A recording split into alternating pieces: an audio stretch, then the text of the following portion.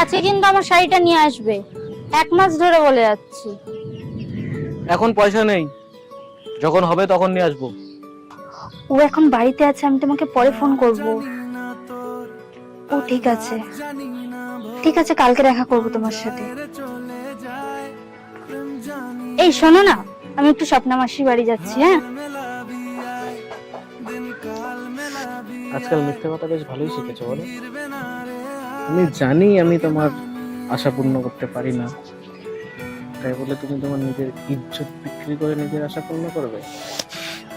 ছি, তুমি এমনটা ভাবলে কিভাবে? তুমি জানতে চাও আমি কোথায় যাচ্ছি? আমার একটা দিদি ভালো একটা কোম্পানিতে জব করে, আমি ওনার সাথে কথা বলেছিলাম তোমার কাজের জন্য। আর আমি তোমার ডকুমেন্টস গুলো নিয়েই আজকে ওনার সাথে দেখা করতে যাচ্ছিলাম। তোমাকে ক্ষমা করে দাও, আমি সত্যিই বুঝতে পারি না।